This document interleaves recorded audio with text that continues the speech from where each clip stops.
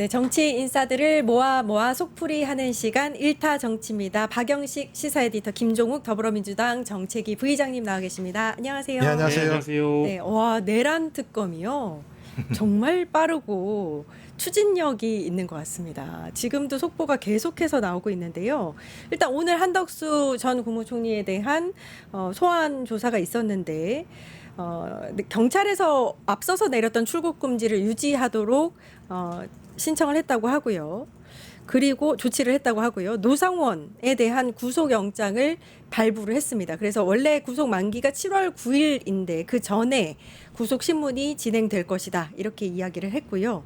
김정환 전 대통령실 수행실장에 대한 소환 조사 중이다. 지금은 이런 얘기도 있고 국토부 장관에 대한 전 국토부 장관에 대한 소환 조사도 진행 중인 걸로 알고 있습니다. 전이 아닌데 과기부 장관이군요. 유상인 과기부 장관에 대한 소환 조사도 있고 안덕근 산자부 장관도 동시에 소환해서 조사하고 있다. 오늘 정말 일을 많이 하네요. 에디터님. 네, 그렇죠. 그러니까 이게 이제 특검의 전략이라는 게 결국 그 내란 국무회의에 참여했던 사람들 중에 이 내란 동조자로 규정한 사람이 지금 4명인 것 같아요. 그래서 한덕수, 김용현, 그리고 박성재 네. 법무부 장관, 그리고 이상민 행안부 장관, 뭐 가령 이 최상목 경제부총리까지 포함해서 이 사람들이 내란의 가담자이고 동조자라고 규정을 해놓고 지금 아까 제가 설명해주신 유상임 장관이라든지 오늘 오전에 이제 소환된 안덕근 산업부 장관의 경우에는 실제 내란 국무회의에 참여하지는 않았지만 추가적으로 그때 당시에 수행실장 부속실장이 추가적으로 불러라라고 지시한 인물들로 여겨지거든요. 그래서 내란 특검 쪽에서는 기타 인물들에 대해서는 직권을 침해당한 이제 피해자. 즉 국무위원들이 얼마든지 이 안건에 대해서 토론할 수 있고 자신이 부서할 수 있는 권리라는 것이 있는데 내란의 동조자들과 윤석열이 이 기타 국무위원들에 대한 직권을 침해했다라고 이제 피해자라고 구분을 해놓은 것이죠. 그래서 오늘 수사의 이제 기법이라는 게 이미 다 보도가 되고 있습니다만 한날 한시에 불러서 한쪽에는 한덕수나 이제 내란 동조자들이 있고 다른 방에는 이제 직권의 피해자들, 직권에 자신이 수행할 직권에 대해서 피해를 받은 사람들을 다른 장소에 갖다 놓고 오며 가며 질문을 해서 퍼즐을 맞추고 있는 것 같습니다. 게다가 만약에 이런 과정에서 한덕수나 뭐 이제 내일 같은 경우에는 또 누가 소환될지 모르겠습니다만 내란 동조자로 속한 국무위원이 소환이 됐을 때 이 진술이 뭐 다르다든지 그때 당시의 상황에 대한 이 사실관계들을 다 규명해가는 단계이고 저희가 이 방송에서 윤석열이 토요일에 소환당하기 이전에 특검은 그러면 하루 이틀 손해를 보는 거 아니냐 이런 말씀 드린 적이 있는데 오늘 조사하는 속도나 인물들의 소환하는 이 빈도를 봤을 때 뭐 전혀 걱정하지 않아도 될 정도로 굉장히 수사의 속도가 빠르고 촘촘하고 치밀하게 이루어지고 있어서 윤석열이 토요일 오전에 오면 꽤나 고생을 할 것 같아요. 왜냐하면 국무회의에서 어떤 일이 있었는지를 밝히는 것이 또 특검의 핵심이잖아요. 그러면 지금 입장이 다 다르단 말이에요. 내가 소극적으로 국무회의에 참여할 수밖에 없었던 그 한계점. 나는 뒤늦게 연락받고 갔는데 뭐 어버버하다가 국무회의가 이미 끝나 있더라. 비상계엄을 선포하겠다고 결론이 나 있더라. 난 너무 억울하다라고 얘기할 사람이 가령 안덕근 산업부 장관이라든지 아까 말씀하신 유상임 장관 같은 경우에는 그렇게 주장을 할 텐데 다른 사람들은 또 피해를 보지 않게끔 이들도 우리와 한패라고 또 얘기하지 않겠습니까?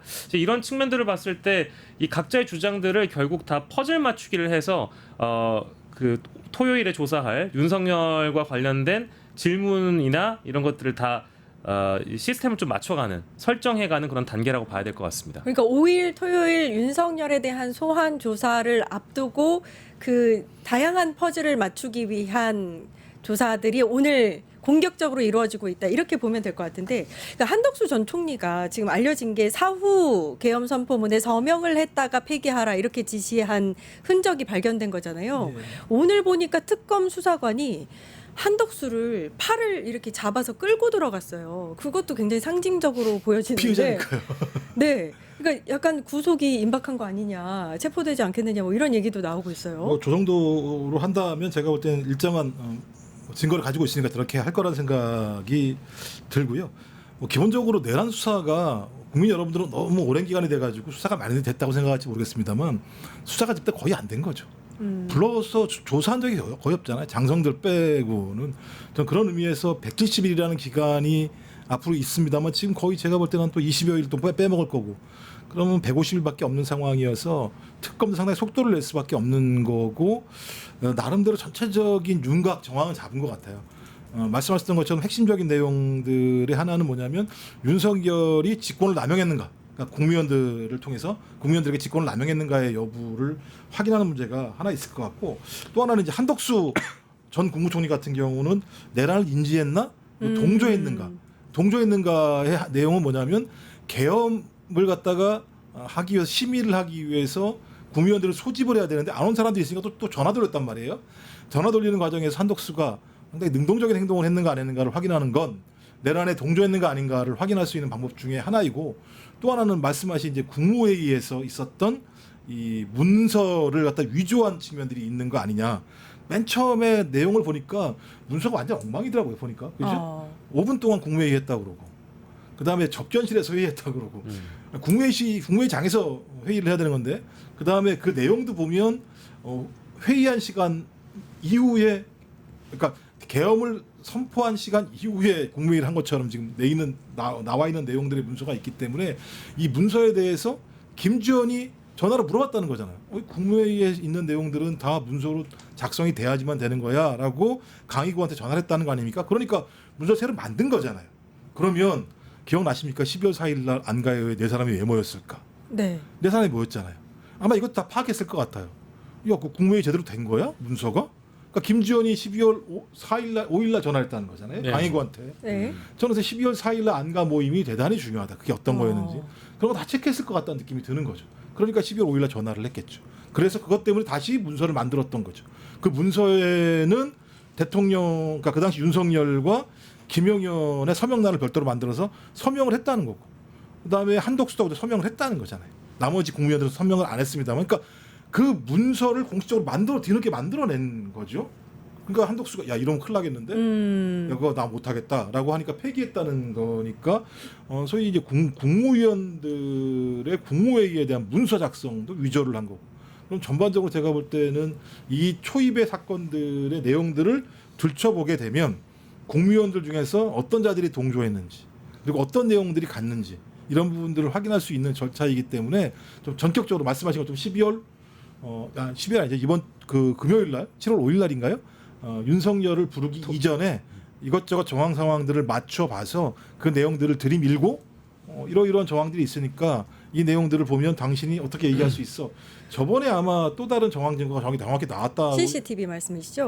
뭐 CCTV 말고라도 그 경찰이 조사를 했더니 자기가 나 경찰한테 조사 못 받겠어라고 얘기했던 게 어찌 보면 그 내용과 관련해서 자기가 구속될 수밖에 없는 빼박 증거가 나온 게 아니냐라고 하는 얘기가 지금 돌고 있거든요. 그렇다면 이번에는 또 제2의 빼박 증거를 만들기 위해서 이렇게 다들 불러서 정황과 증거들을 조합하고 있는 것이 아닌가 생각이 들어서요. 저는 다음 주 정도에 구속하기 위한 또 체포하기 위한 빌드업 작업이 벌어지고 있다고 생각이 들어요. 그러니까 지금 윤석열이 이제 2차 조사를 그 7월 5일 오전 9시 그러니까 본인 말로는 10분에 나갈 수도 있고 20분에 나갈 수도 있다 뭐 이렇게 지금 얘기했다는 거 아니에요? 웃기는 거야. 약간 미친 사람 10분이나 20분 사이에. 그러니까 약간 미친 사람이니까 이제는 뭐 더 웃기지도 않은데요.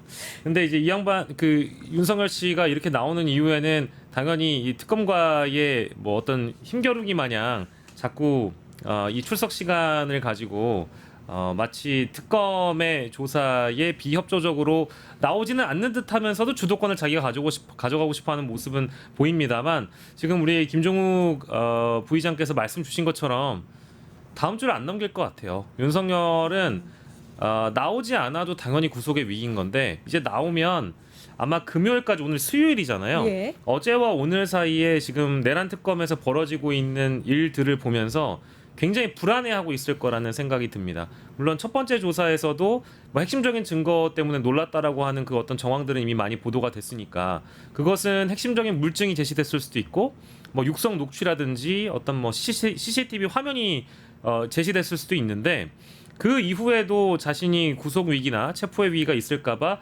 번번이 7월 3일 이후로 조사를 미뤄달라고 목리를 부렸던 건데 지금 7월 5일 오전 9시 조사도 끝끝내 이런 식으로 뭉개려고 한다든지 비협조적으로 나오고 있는 상황을 본다면 아마도 자꾸 시간을 벌려고 하는 것 같고요. 아마도 7월 5일 해당 조사도 7월 그 지난주 토요일에 있었던 조사와 동일한 방식으로 조사를 지연시키거나 시간을 축소하려고 할 것 같습니다. 왜냐하면 지금 본인도 특검 내부에서 벌어지고 있는 일에 대해서는 보도로 접한 내용들 이외에는 알지 못하잖아요.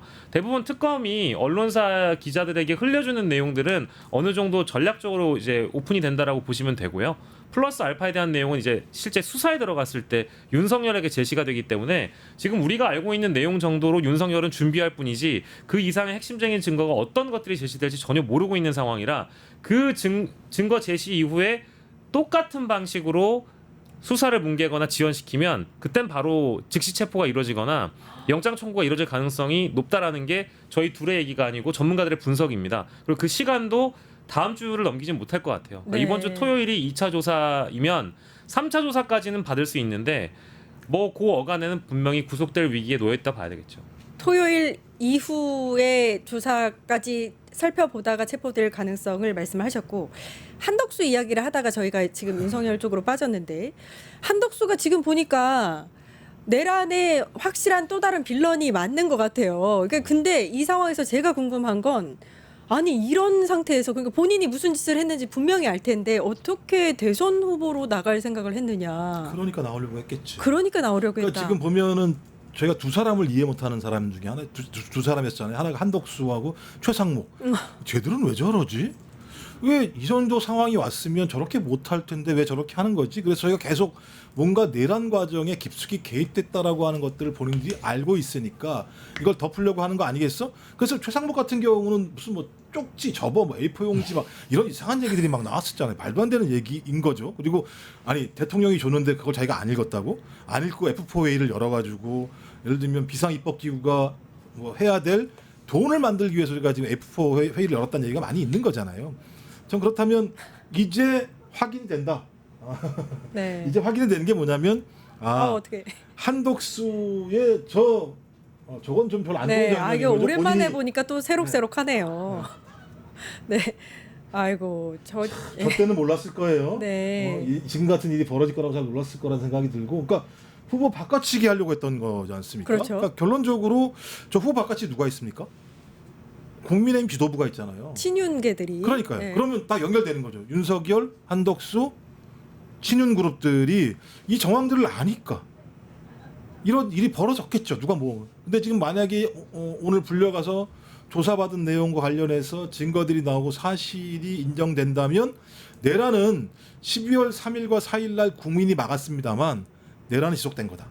저 상황만 보더라도. 그래서 이 내란 세력들이 증거를 다 감추고 대선 후보까지 한덕수를 만들어서 끝까지 윤석열을 지키고 지금 야당이 됐죠. 국민의힘의 지지층들을 결집해서 계속 싸우려고 했던 것이 아닌가라는 판단이 들기 때문에 저는 이건 매우 중대한 사태로 가고 있다라는 생각이 들고요.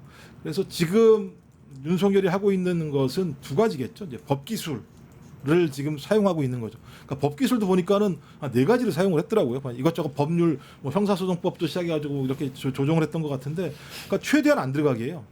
최대한 안 들어가기, 최대한 시간 끌기, 특검이 수사할 수 있는 시간 최대한 줄이기, 그다음에 그 사이에 증거 인멸하기, 진술 오염시키기, 그다음에 소위 진술 짜맞추기 이런 것들을 지금 하는 마지막 시간을 계속 벌고 있는 것 같다라는 생각이 들고요.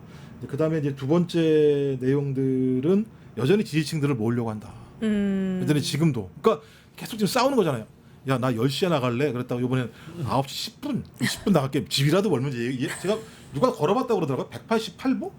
그 성인 걸음으로 한 200걸음 네. 된답니다. 네. 188보 정도 걸어가는 네. 거리인데 그거 10분, 20분이 무슨 의미가 있는지 모르겠다라는 생각이 드는데 그만큼 특검과 긴장 관계를 유발시킴으로써 소위 내가 피해를 당한다고 하는 생각들을 윤석열을 계속 하려고 하는 것 같은데 국민 마음이 넘어갔다는 걸 잘 모르는 것 같아요. 예. 저는 그래서 이 두 가지 의도입니다만 전혀 먹히지 않고 있다. 그리고 특검도 마찬가지입니다만 빨리 윤석열 신병을 확보해야겠다. 이거 매번 싸워야 되잖아요. 부를 때마다 나 그날 못 가겠는데 며칠 후에 갔으면 좋겠어. 그래 그럼 내가 밀어줄게. 나 근데 9시는 좀 힘들어. 10시쯤 갈까? 왜 그래? 혈압올라요. 이렇게 얘기해버리면 네. 그때마다 국민들이 상당히 화가 날 수밖에 없고 시간을 끌 수밖에 없기 때문에 저는 토요일까지 하고 난 다음에 그 다음 주 중에 신병을 확보하기 위한 조치를 취할 가능성이 높다. 저는 그렇게 하지 않으면 조은석 특검도 밀릴 거라고 봐요. 그때부터는 또. 그렇죠. 뭐 자신 없는 거 아니야? 네. 이거 뭐 예를 들어 구속 못 시키는 거 아니야? 이런 얘기 듣지 않겠습니까? 이제는 뭐 국민들이 판단하시기에도 가소롭죠. 윤석열이 아니 우리가 어떤 약속 시간을 잡아도 시간이 거의 이제 그 약속 날짜가 임박했을 때 뒤늦게 전화 걸어가지고 나 30분 늦을 것 같아 이러면 그거 노매너 아닙니까? 근데 지금 어떻게 보면 제일 중요하고 중대한 수사를 받고 있는 피고인이자 피의자인 윤석열이 지금 이러고 있다라는 거 아니에요? 10분이나 20분 정도 또 늦을 수 있다. 이제 사실 희대의 뭐 아무튼 제정신이 아닌 사람이죠. 뭐 더 심한 표현도 쓸 수 있지만 그냥 이제는 웃깁니다. 근데 이럴 줄 알았고요. 왜냐하면 이런 핑퐁을 계속 하는 모습을 보여줘야 마치 힘겨루기 하는 모양새 같잖아요. 근데 죄송하지만 이 급이 다르고 지금 격이 다르거든요. 한쪽은 국민의 요구를 받드는 수사기관이고요. 다른 한쪽은 희대의 내란범이에요. 사형 아니면 무기징역밖에 없는 사람이잖아요. 근데 이런 사람이 이러고 있다라는 건 아직까지 상황 판단 못하고 있다라는 거죠. 제정신이 네. 아닌 것 같습니다. 근데 자꾸 제정신이 아니라고 얘기하기 싫어요. 왜냐하면 그러니까 비정상은 맞아요. 네. 왜 그러냐면 우리가 10분, 20분 늦을 때는 뭐냐면 미안해 내가 버스를 놓쳤어 라거나 네. 그렇지 않습니까?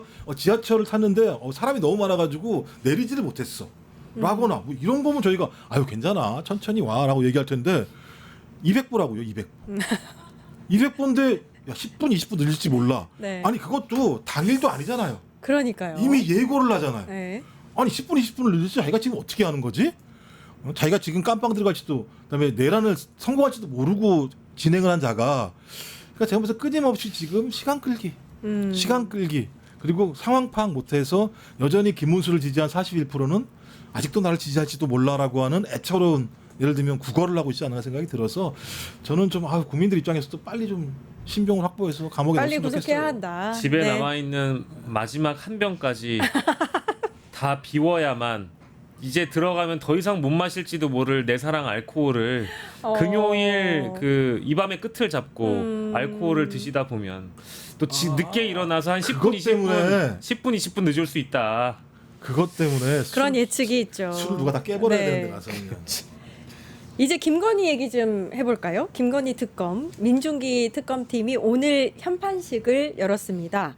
1호 수사 사안이 뭐냐라고 물었더니 수사에 관한 내용은 말씀드리기 곤란하다라고 이야기를 했어요. 근데 이게 약간 내란 특검하고 김건희 특검의 조은석 민중기 특검의 뭐라 그럴까요? 성향이 보이는데 조은석 특검은 그냥 시간대별로 계속해서 속보를 알려주는데 민중기 특검은 수사에 관한 내용은 말씀드리기 곤란하다. 이게 약간 판사의 성향인 건지. 글쎄요. 뭐 어떤 쪽은 검사고 어떤 쪽은 판사여가지고 그런 성향이 드러난 부분이라고 보시는 분들도 있는 것 같은데 뭐 그런 차이는 아닌 것 같고요. 다만 이제 현판식을 했기 때문에 공식적으로 수사에 착수하는 첫날이잖아요. 근데 첫날 기자들이 물어본다고 해가지고 자 우리가 오늘부터 건진법사 건진게이트와 명태균 게이트를 신나게 수사하겠습니다 이렇게 대답은 못하잖아요. 근데 이미 언론에 어느 정도 답변이 이루어져 있다고 저는 보는데 그러니까 이제 법조계 전문가들이나 혹은 이제 언론에서도 전담으로 취재하고 있는 기자들이 특검을 취재하면서 나온 내용에 따르면 일단은 도이치모터스 주가 조작 의혹은 이 주범이 김건희라고 하면 공범이라고 볼 수 있는 사람들은 대부분 확정 판결을 다 받아서 형을 살고 있는 상황이잖아요. 그럼에도 불구하고 이 수사가 너무 늦어지고 있다라는 점, 이거는 아마 민중희 특검이 이제 1호 수사 사안으로 놓을 수 있다라고 보고요. 두 번째는 아마도 가능성이 높은 건 명태균 공천 개입, 명태균 게이트 의혹이 될 가능성이 높아요. 이제 그 중에는 공소시효가 이제 얼마 안 남아 있는 그 사건들도 있기 때문에 이제 그 대목은 아마도 도이치모터스 주가 조작 사건과 1호 수사 사안을 다투는 뭐 그런 사건이 될 것 같습니다. 그 외에도 뭐 사실 16가지의 의혹이 있는데 줄은 저희가 세울 수 있습니다만 그나마 한 세 번째로 꼽을 수 있는 게 코바나 컨텐츠에서 뇌물을 받았다라는 그런 의혹들 혹은 이제 흔히 얘기하는 이제 디올백이나 여러 명품들을 받았지 않겠느냐 그리고 혹은 공무원이 해야 되는 그 직무를 마치 자신이 들어줄 것처럼 알선수재하는 거 아니냐, 이제 이런 대목의 혐의들은 얼마든지 수사에 들어갈 수 있고 어려운 수사가 아니니까 간단한 것부터 해결할 수 있을 거라고 저는 봅니다. 네. 16개 의혹이잖아요. 그 16개 혐의를 진짜 빠듯하게 진행을 해야 될 것 같아요. 뭐 팀을 다 나눠서 진행을 한다고 하니까 8개 팀인가 예, 나눠서 두 개씩. 진행한다고 하니까 제가 볼 때는 다른 특검보다도 훨씬 더 종류가 많은 상황이기 때문에요.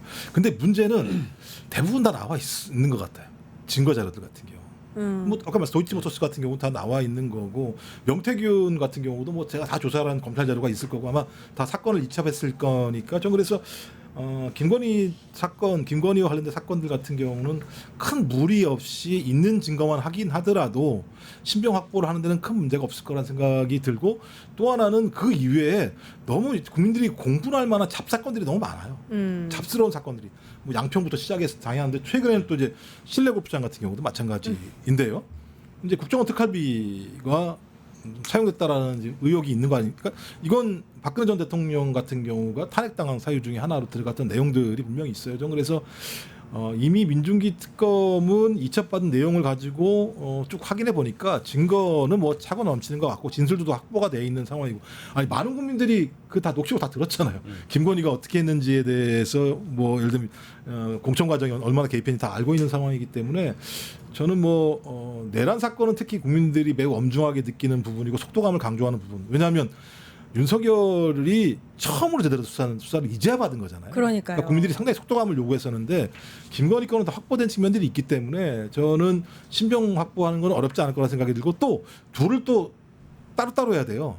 윤석열과 김건희를 동시에 하게 되면 또 저쪽은 또 이거 난리를 칠 수 있기 때문에 요 조정도, 정무적인 조율도 하는 것 같아요. 그래서 내란 특검이 윤석열은 빨리 치고 나가고, 김건희 요게 치고 나가게 되면 그 요 내용을 가지고 한두 번 불러서 그때도 안 나오게 되면 저는 또 그 이후에 2차적으로 신병 확보를 하는 과정으로 가기 위한 정부적인 조율 판단이 아닐까 생각이 들어요. 네. JTBC 단독으로 아마 명태균 인터뷰를 한 모양이에요. 근데 이제 주요한 워딩 중에 나는 김건희의 식구였다, 이렇게 얘기했다는 부분이 있습니다. 그러니까 명태균 관련한 혐의도 속속 나올 것 같아요. 명태균이 입을 열면 그때 이제 이야기했잖아요. 다 죽는다, 이 이야기를 했는데 이 단독 인터뷰가 나왔다는 소식도 전해드리고. 근데 아마 이제 명태균 씨도 특검에 가서 본인이 진술을 하면 정말 세상을 깜짝 놀라게 할 만한 뭐 뉴스들이 많이 나올 거라고, 세상이 뒤집어진다라고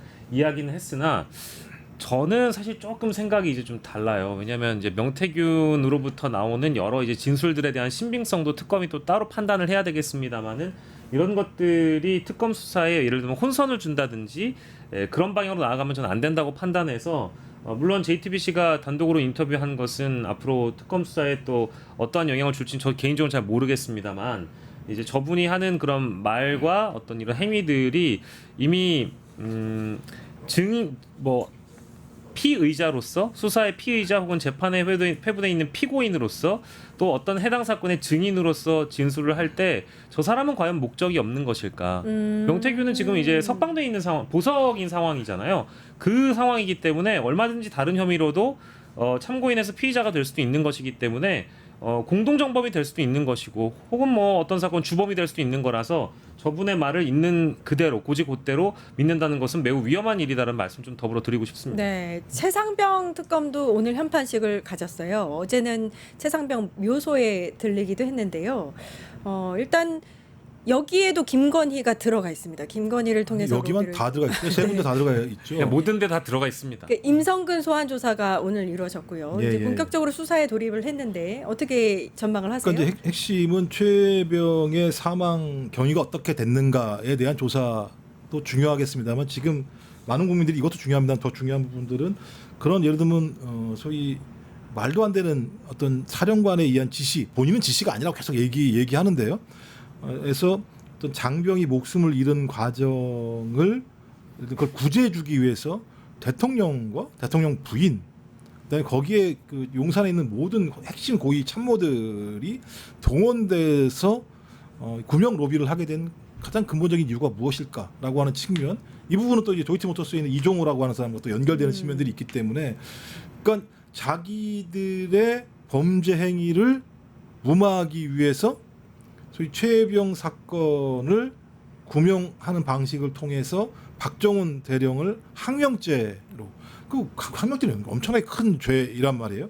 저는 이런 실체들을 밝혀내야 되는데, 저는 이것도 마찬가지입니다만 일단 1심에서 항명죄가 아니라고 무죄로 판결이 났고, 아마 이 최혜병 특검에서도 이분과 관련해서 항소를 포기할 가능성이 높기 때문에 박정훈 대령 같은 경우는 이제 무죄가 될 가능성이 매우 높은 상황이다. 검찰 스스로가, 아니, 특검 스스로가 항소를 포기하게 되면 재판 진행이 안 되는 상황이니까요. 이제 그렇게 된다면 저는 이런 과정들을 항명죄로 몰아갔던 사람들에 대한 수사가 소위 이제 임성근부터 시작을 해서 윤석열까지 이어지게 되는, 거기 옆에는 아마 김건희라는 사람이 있을 건데 이 수사가 진행되는 것이 가장 핵심적이기 때문에 저는 이 수사는 매우 간명할 수 있다라는 생각이 들어요. 그래서 이건 뭐 많은 부분들 여러 가지 사실들이 확인된 측면들이 분명히 있기 때문에 저는 이건 뭐 속도감 있게 진행되지 않을까 생각이 들어서 이건 그냥 저희가 지켜보면 될 거라는 생각이 드는데, 가장 중요한 문제는 최혜병이라고 하니까 20대 남성 젊은이가 국가를 지키기 위해서 군대에 갔다가 말도 안 되는 사령관의 지시, 그 지시가 뭐냐? 윤석열한테 잘 보이기 위해서 했던 지시 아니었겠습니까? 여기 뭐죠? 해병대 옷 입고 나가서 옷 잘 보이게 해라, 빨간 옷 나가서 이렇게 하면서 벌었던 일들이기 때문에 좀 이 특검 같은 경우는 이 생명에 대해서 권력층들이 가지고 있는 잘못된 어떤 사유 방식과 그것을 얻기 위해서 벌였던 말도 안 되는 짓거리에 대해서 좀 엄중한 판단을 내릴 수 있는 과정들이 좀 이거 속속들이 좀 국민한테 좀 공개됐으면 좋겠다, 이런 생각을 하게 됩니다. 유튜브 구독하고 실시간 채팅과 댓글을 남기시면 매일매일 실천 TTCO를 드립니다. 참여 방법은 통통물 어플을 다운로드하고 회원가입과 로그인을 해주세요. 마이페이지에서 나의 회원 고유 번호를 복사해주세요. 유튜브 구독 후 실시간 채팅이나 댓글창에 고유 번호를 한 번만 입력하면 준비 끝! 지금 유튜브 채팅과 댓글 쓰기 참여하고 실천 TTCO 받아가세요.